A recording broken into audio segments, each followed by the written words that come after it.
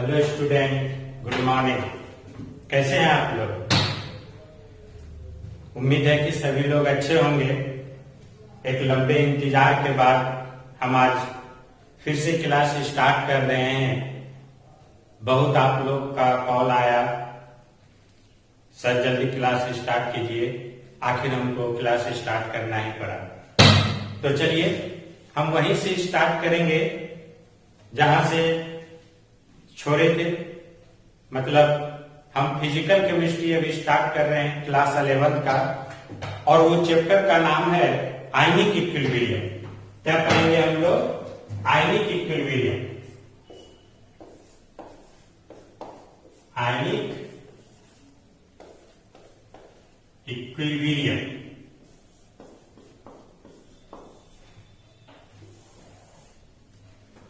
तो सभी लोग अपना कॉपी कलम लेके स्टडी टेबल पे आ जाइए, स्टडी टेबल पे बैठ जाइए ताकि कोई डिस्टर्ब ना करे आपको बीच में, और कंटिन्यू आप पढ़ाई कर सकें, हर एक पॉइंट को नोट कर सकें। क्योंकि हम जो ये चैप्टर स्टार्ट करने जा रहे हैं ये बेहद ही आईटी और मेडिकल के पर्पज से भी इम्पोर्टेंट है। प्रत्येक साल क्वेश्चन इससे उठाया जाता है और इससे पूछा जाता है। तो आप लोग बहुत ही अच्छे तरीके से रेडी हो जाएं ताकि बीच में कोई डिस्टर्ब ना करे और तैयार हो जाएं पढ़ने के लिए आयनिक इक्विलिब्रियम। तो आइए आयनिक इक्विलिब्रियम आज हम स्टार्ट करते हैं। तो आयनिक इक्विलिब्रियम में सबसे पहले हम लोग देखेंगे कंटेंट। हमको इस चैप्टर में पढ़ना क्या है। तो सबसे पहले हम लोग इसमें इंट्रोडक्शन पढ़ेंगे। क्या पढ़ेंगे इसमें स्टूडेंट्स? इंट्रोडक्शन। इसके बाद हम लोग इसमें इलेक्ट्रोलाइट्स के बारे में जानेंगे।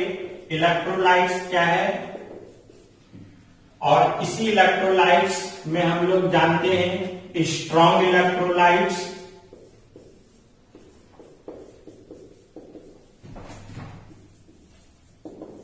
और वीक इलेक्ट्रोलाइट्स।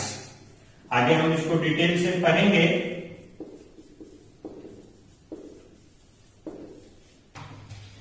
नेक्स्ट में हम लोग देखेंगे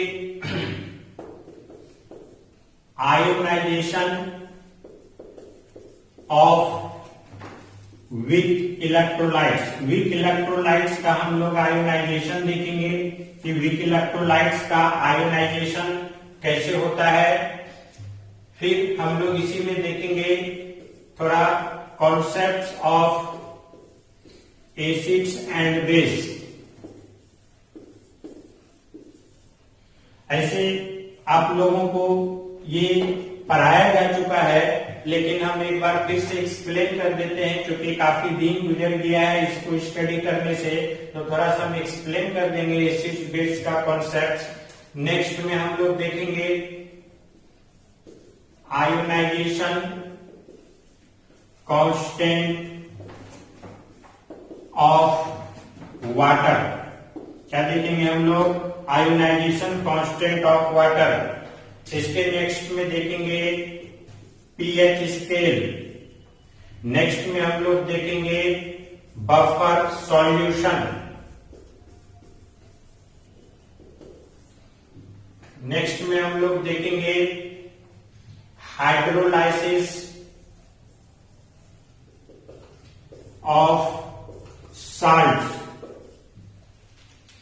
उसके नेक्स्ट में हम लोग देखेंगे सोल्यूबिलिटी प्रोडक्ट।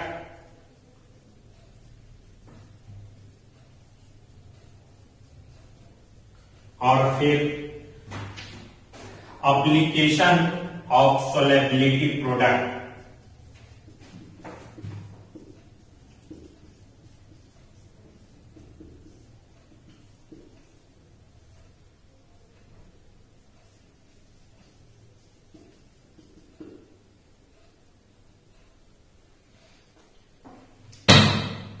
तो इस चैप्टर में हम कुल इतना टॉपिक्स स्टडी करते हैं, और इसी के बाद हम प्रत्येक टॉपिक पे क्वेश्चन भी देखेंगे और उसका आंसर भी देखेंगे। तो आपको बिलीव नहीं होगा कि ये चैप्टर इस तरह से हम लोग स्टडी करेंगे ताकि किसी भी एग्जाम में इस चैप्टर से आने वाला क्वेश्चन छूटे नहीं। यानी हमको ऐसा ना लगे कि हम ये पढ़ के भी इससे क्वेश्चन नहीं बन सकता है।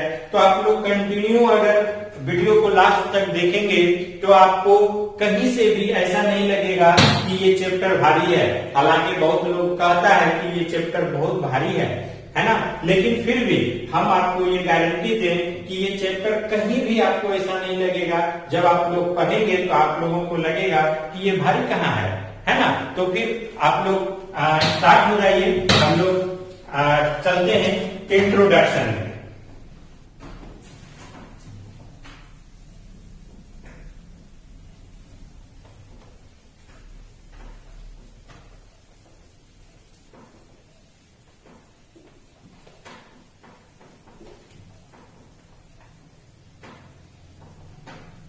बहुत दिन हो गया है, बोर्ड से जल्दी मिट नहीं रहा है, तो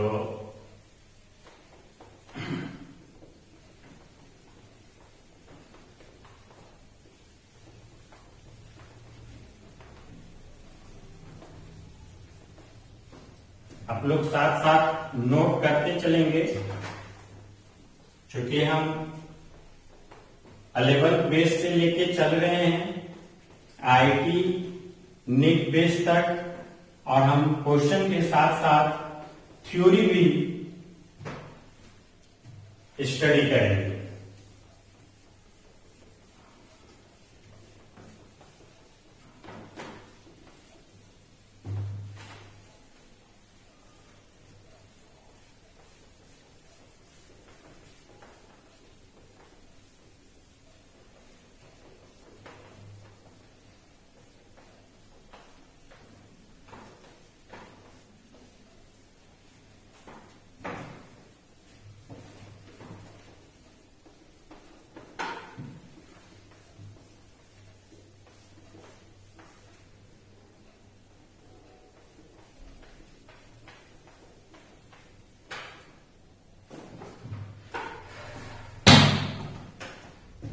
तो चलते हैं, सबसे पहले हम लोग इंट्रोडक्शन देखते हैं। जैसे कि आप पढ़े, चैप्टर का नाम क्या है, आयनिक इक्विलिब्रियम। तो हम आपको बताएंगे कि जनरली आयंस हमेशा एक्वस सॉल्यूशन में क्या करता है, एग्जिस्ट करता है। तो जैसे एक रिएक्शन देखेंगे, हम मानते हैं A प्लस और B माइनस को आयन है, और ये AB के साथ इक्विलिब्रियम बना रहा है। तो ये आयंस है, और ये मान लेते हैं कि एक मोलिक्यूल्स है। कुछ रिएक्शन ऐसा भी होगा जो A प्लस B माइनस और वो आयंस के ही साथ इक्विलिब्रियम में होगा, इस तरह से। तो ये आयंस है और ये भी क्या है, आयंस है। तो प्रोटॉन भी आयंस, यानी रिएक्टेंट भी आयंस और प्रोडक्ट भी आयंस। तो हम लोग देखेंगे इसमें कि इसको हम लोग कहते हैं, जैसे आप लोग केमिकल इक्विलिब्रियम में कहते होंगे, ये इक्विलिब्रियम रिवर्सिबल रिएक्शन को दिखा रहा है, क्योंकि ये रिएक्टेंट से प्रोडक्ट और प्रोडक्ट से रिएक्टेंट में फॉरवर्ड और बैकवर्ड डायरेक्शन में आते जाते रहता है इक्विलिब्रियम स्टेट में। तो हम आपको बताएंगे कि आयंस जनरली एक्वस सॉल्यूशन में ही क्या करता है, एग्जिस्ट करता है। लेकिन जरूरी नहीं कि प्रत्येक एक्वस सॉल्यूशन में आयंस होगा ही, लेकिन आयंस हमेशा जनरली एक्वस सॉल्यूशन में ही एग्जिस्ट करता है। तो हम लोग देखेंगे सॉल्यूशन, अगर हम सॉल्यूशन को देखें तो सॉल्यूशन में एक सॉल्यूशन ऐसा होता है जिसमें एक तरह ऐसा सबस्टांस होता है, मान लेते हैं शुगर सॉल्यूशन का कोई सॉल्यूशन है। किसका सॉल्यूशन है, शुगर का सॉल्यूशन है। तो शुगर का सॉल्यूशन ऐसा होगा जिसमें इलेक्ट्रिसिटी कंडक्ट नहीं करता है। हम लोग बोलेंगे do not conduct electricity, do not conduct electricity.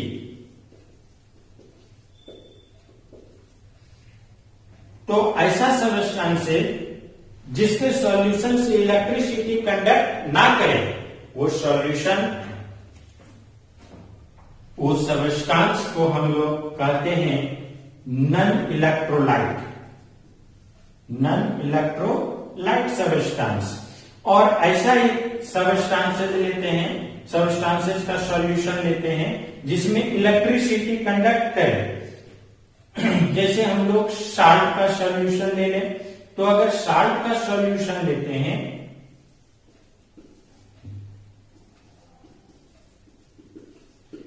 तो इसमें इलेक्ट्रिसिटी कंडक्ट करेगा, हम लोग बोलेंगे इलेक्ट्रिसिटी कंडक्ट।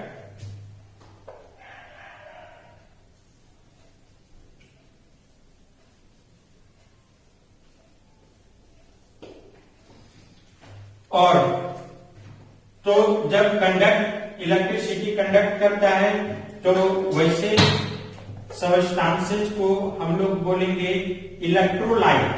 क्या बोलते हैं? इलेक्ट्रोलाइट। और फिर जब हम लोग देखेंगे कि यहां जब नॉन इलेक्ट्रोलाइट सबस्टेंस है तो उसके सॉल्यूशन से करंट इलेक्ट्रिसिटी कंडक्ट नहीं करता है, क्योंकि नॉन इलेक्ट्रोलाइट सबस्टेंस सॉल्यूशन में डिसोसिएट या आयोनाइज नहीं करता है। हम लोग बोलेंगे डू नॉट डिसोसिएट। ये सॉल्यूशन में शुगर जो होगा सॉल्यूशन में डिसोसिएट नहीं करता है, और ये सार सॉल्यूशन जो होगा ये सॉल्यूशन में क्या करता है? डिसोसिएट करता है। हम लोग बोलेंगे डिसोसिएट। तो ये डिसोसिएट करता है जिसके वजह से इसमें करंट इलेक्ट्रिसिटी कंडक्ट करता है, और इसका सॉल्यूशन में ये सबस्टेंस से डिसोसिएट नहीं करता है, इसीलिए इसमें इलेक्ट्रिसिटी कंडक्ट नहीं करता है। ध्यान से समझिएगा कि सॉल्यूशन में दो तरह का सबस्टेंस है। जो एक ऐसा सबस्टेंस है जो डिसोसिएट नहीं करता है, जो आयोनाइज नहीं करता है, जिसके वजह से इलेक्ट्रिसिटी उस सॉल्यूशन में कंडक्ट नहीं करता है, और एक ऐसा सबस्टेंस है जो डिसोसिएट कर जाता है सॉल्यूशन में, उसमें इलेक्ट्रिसिटी क्या करता है? कंडक्ट करता है। तो ऐसे सबस्टेंस जिससे इलेक्ट्रिसिटी कंडक्ट करता हो वैसे सबस्टेंस को हम लोग क्या बोलते हैं? इलेक्ट्रोलाइट। और जिस सबस्टेंस के सॉल्यूशन से करंट इलेक्ट्रिसिटी कंडक्ट ना करता हो, ना पास होता हो, वैसे सॉल्यूशन को हम लोग कहते हैं नॉन इलेक्ट्रोलाइट सबस्टेंस। अर्थात आप कह सकते हैं कि सबस्टेंस को हम लोग दो भाग में बांट के पढ़ सकते हैं। एक नॉन इलेक्ट्रोलाइट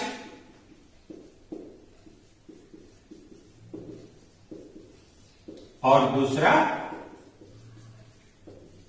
इलेक्ट्रोलाइट सबस्टेंस।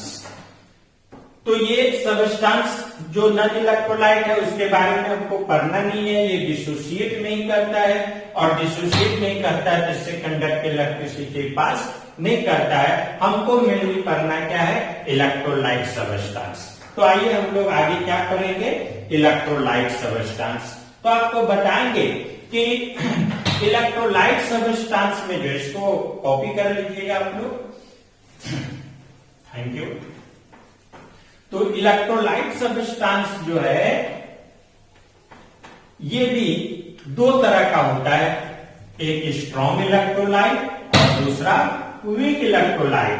तो स्ट्रॉन्ग इलेक्ट्रोलाइट जो होता है वो कंप्लीटली डिसोसिएट करता है, और वीक इलेक्ट्रोलाइट जो होता है वो कंप्लीटली डिसोसिएट नहीं करता है।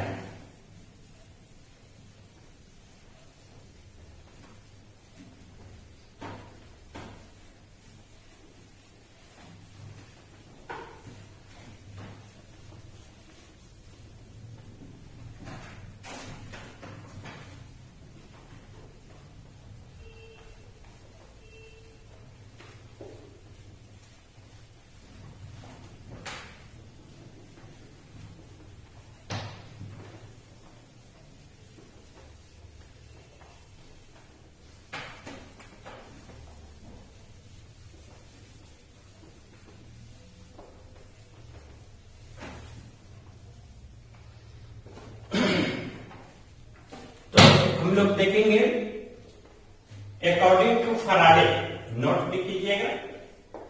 अकॉर्डिंग टू फराडे, फराडे एक साइंटिस्ट था जो 1824 ईस्वी में दिया था। क्या दिया था 1824 ईस्वी में?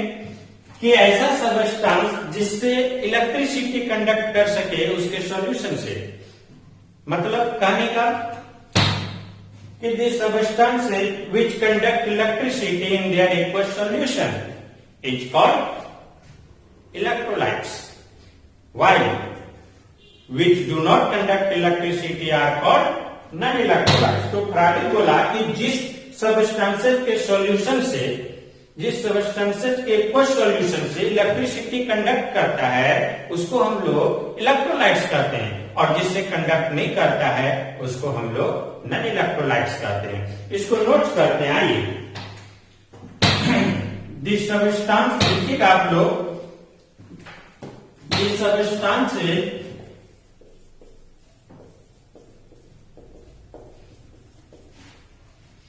substances which conduct electricity, which conduct electricity in their aqueous solution, in their aqueous solution are called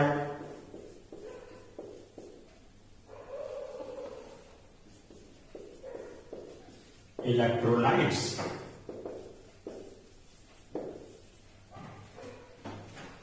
Why?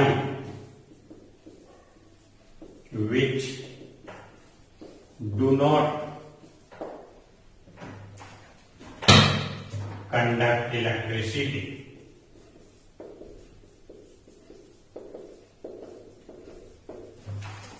are called non-electrolytes।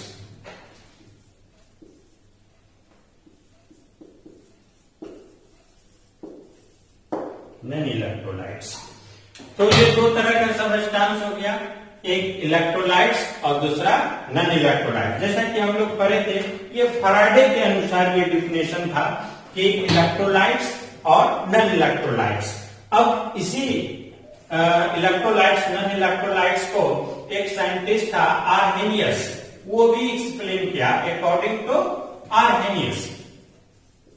और आर्हेनियस क्या बोला, वो 1880 ईस्वी में, थोड़ा सा इससे और आगे, तो 1880 ईस्वी में आर्हेनियस कहा कि ऐसा सबस्टेंस जो केटायन और एनायन में डिसोसिएट हो जाए पोलर सॉल्वेंट में, वैसे सबस्टेंस को इलेक्ट्रोलाइट्स बोला जाएगा, और जो पोलर सॉल्वेंट में केटायन और एनायन में डिसोसिएट ना करे वो नॉन इलेक्ट्रोलाइट्स कहलाएगा।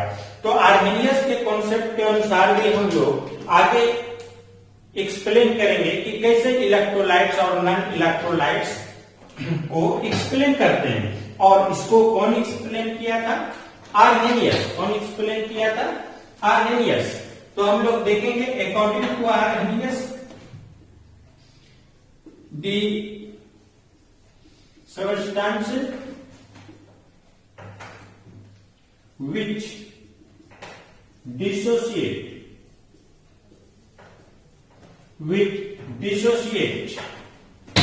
into cation and anion, cation and anion in a polar solvent, in a polar solvent like water, like water is called electrolytes, is called electrolytes। and while which do not dissociate, do not dissociate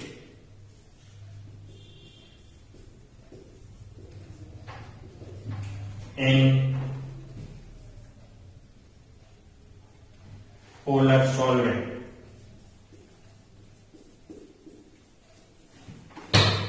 are called non-electrolytes।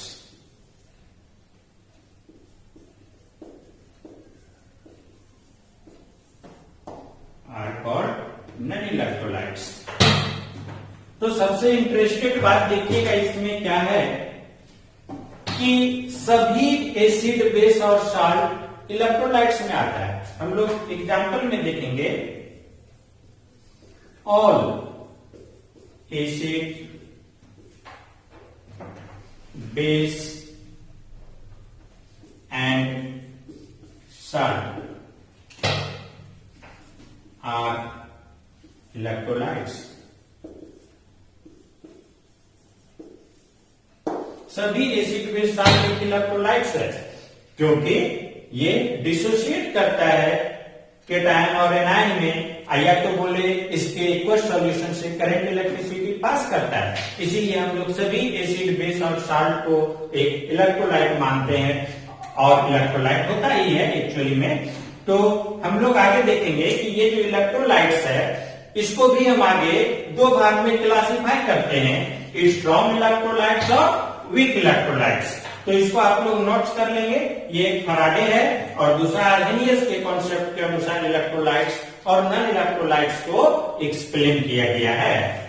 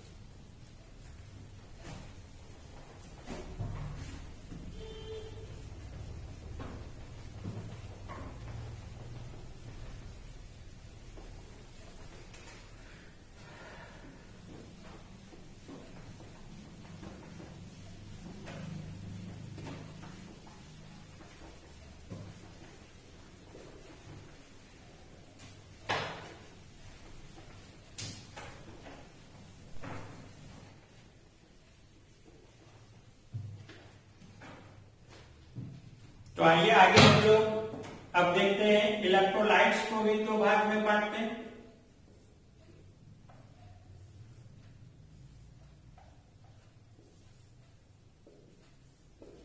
Electrolytes एक हो जाएगा आपका strong electrolyte और दूसरा हो जाएगा weak electrolytes.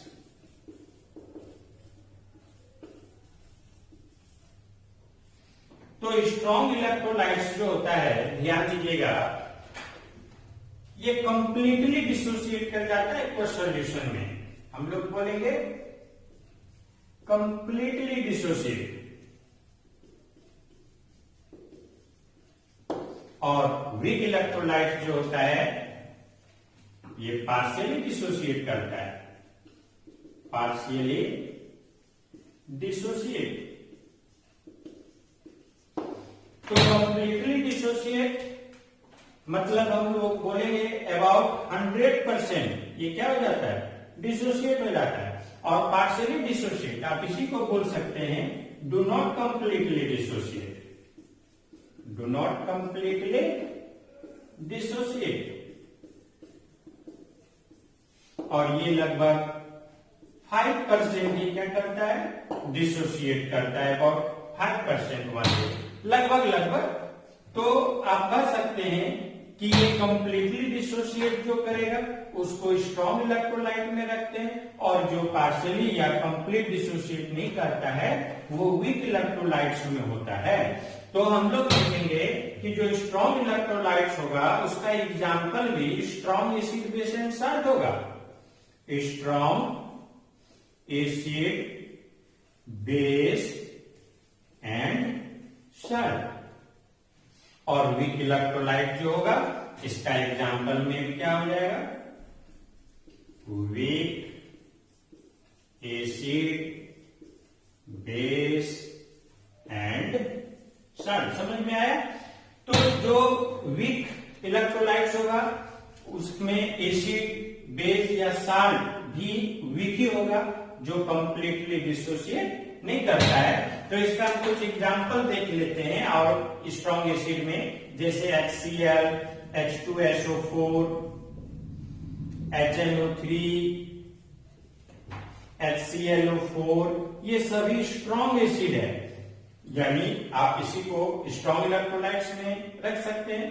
तो strong base में देखेंगे NaOH, KOH, MgOH पर होल 2, CaOH पर होल 2, ये सब एक स्ट्रॉन्ग बेस है।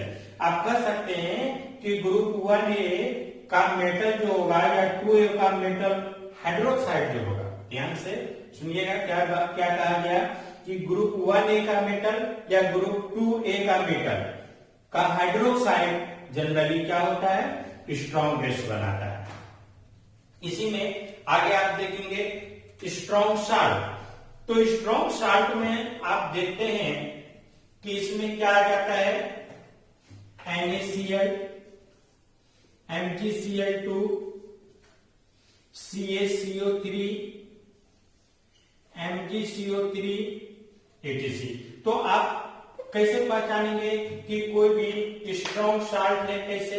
तो आप ये जानिए कि कोई ना कोई एक कंपोनेंट भी अगर स्ट्रॉन्ग एसिड और स्ट्रॉन्ग बेस से मिलके स्ट्रॉन्ग साल्ट बनता है, मतलब स्ट्रॉन्ग साल्ट में कोई भी एक कंपोनेंट अगर स्ट्रॉन्ग एसिड या स्ट्रॉन्ग बेस का हो तो वो साल्ट भी क्या होता है, स्ट्रॉन्ग होता है। कहने का मतलब जो स्ट्रॉन्ग एसिड या स्ट्रॉन्ग बेस, क्योंकि साल्ट हमेशा किससे बनता है, स्ट्रॉन्ग एसिड साल्ट हमेशा एसिड और बेस के कॉम्बिनेशन से बनता है। तो एसिड और बेस के कॉम्बिनेशन में अगर कोई भी, चाहे एसिड स्ट्रॉन्ग हो या बेस स्ट्रॉन्ग हो, और उससे अगर कोई साल्ट बनता है तो वो साल्ट भी जनरली क्या होता है, स्ट्रॉन्ग साल्ट होता है। यानी कहने का मतलब वो एक स्ट्रॉन्ग इलेक्ट्रोलाइट्स होगा। तो ये सारा एसिड और बेस जो होगा वो एक स्ट्रॉन्ग इलेक्ट्रोलाइट्स में आता है। जबकि वीक एसिड बेस और साल्ट में हम लोग देखेंगे तो वीक एसिड में क्या हो जाएगा, HCN, CH3COOH, HCOOH, C6H5COOH, ये सारा वीक एसिड है। वीक बेस में आप देखेंगे तो वीक बेस में क्या आ जाएगा, CH3C,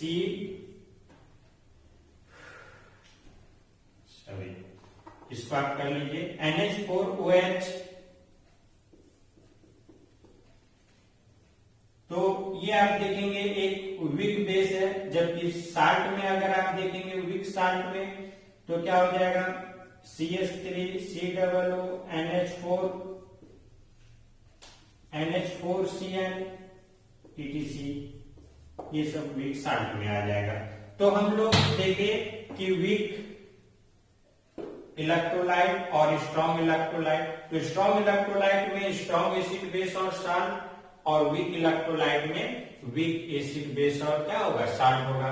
तो ये कंप्लीटली डिसोसिएट नहीं करेगा वीक वाला, और हमको पढ़ना वीक वाला ही, क्योंकि स्ट्रॉन्ग जो होता है वो कंप्लीटली डिसोसिएट कर जाता है। आप स्ट्रॉन्ग का एग्जांपल देखेंगे, जैसे हम लोग लेते हैं NaCl, ये कंप्लीट डिसोसिएट कर जाता है। तो ये इक्विलिब्रियम नहीं बनाता है ना। और वीक इलेक्ट्रोलाइट्स क्या बना लेता है, इक्विलिब्रियम बना लेता है। वीक इलेक्ट्रोलाइट्स क्या बना लेगा, इक्विलिब्रियम। ये 100% डिसोसिएट कर जाता है, इसीलिए इसको सिर्फ फॉरवर्ड डायरेक्शन में ही इस तरह से दिखा दिया जाता है, क्योंकि ये इक्विलिब्रियम नहीं बनाता है। जबकि वीक इलेक्ट्रोलाइट्स क्या होता है, कंप्लीटली डिसोसिएट नहीं करता है। जैसे आप देखेंगे CH3COOH, तो ये एक वीक एसिड है, यानी वीक इलेक्ट्रोलाइट्स में हम लोग रखेंगे तो ये कंप्लीटली डिसोसिएट नहीं करेगा। तो जब ये कंप्लीटली डिसोसिएट नहीं करता है तो ये इस तरह से इक्विलिब्रियम बनाता है। और मेनली हम लोग को इस चैप्टर में पढ़ना तो वीक इलेक्ट्रोलाइट्स के ही बारे में है, इस तरह से। तो ये एक इक्विलिब्रियम पे ये आएगा, ये कंप्लीटली डिसोसिएट नहीं करेगा, तो हम लोग बोलेंगे ये एक वीक इलेक्ट्रोलाइट्स है। अब इसी के इक्विलिब्रियम को हम लोग क्या बोलते हैं, आयनिक इक्विलिब्रियम। तो अब देखिए इस चैप्टर का डेफिनेशन, आयनिक इक्विलिब्रियम क्या होगा। आयनिक इक्विलिब्रियम तो हम लोग कहेंगे कि जो भी वीक इलेक्ट्रोलाइट्स है वो इक्विलिब्रियम बनाता है सॉल्यूशन में, एक्वस सॉल्यूशन में, उसी को हम लोग क्या बोलते हैं, आयनिक इक्विलिब्रियम। कहने का मतलब वीक इलेक्ट्रोलाइट्स आप लिख सकते हैं, नोट कर सकते हैं, weak electrolytes is partially dissociate by reversible, weak electrolytes is partially dissociate by reversible process and form a equilibrium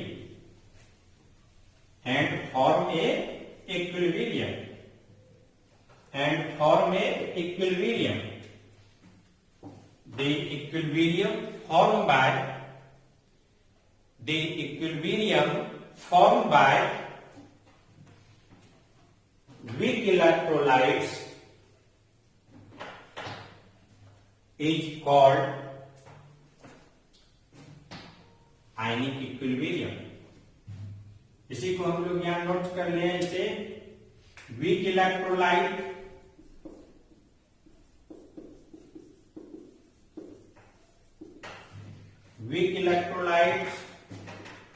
is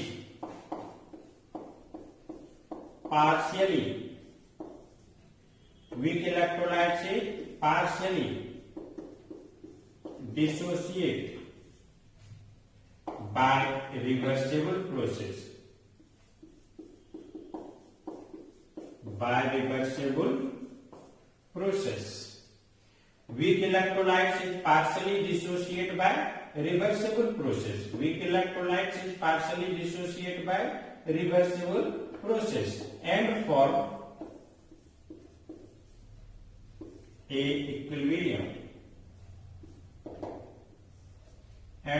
a equilibrium.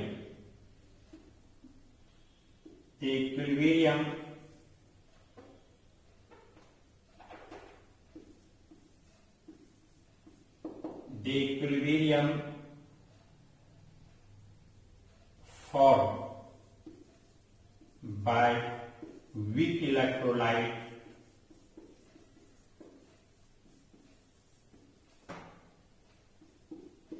is called ionic equilibrium.